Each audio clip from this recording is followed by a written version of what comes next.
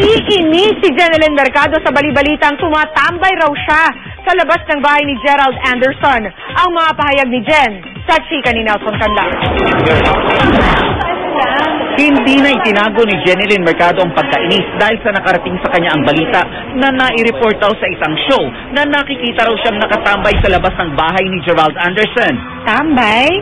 Bakit? Unang-unang, bakit ako tatambay? Anong meron? Oo, di ba kung pag-aalaga na lang ako ng baby ko kaysa sa tumambay ako, di ba? Saka may trabaho ako, busy po ako. Wala akong panahon tumambay.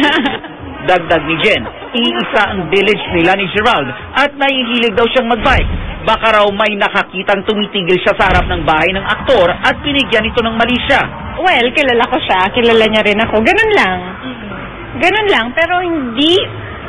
Nakakahiya. Sorry. Pakiusap ni Jen, wag muna raw sanang gumawa ng kwento kung hindi naman daw kumpirmado ang mga detalye.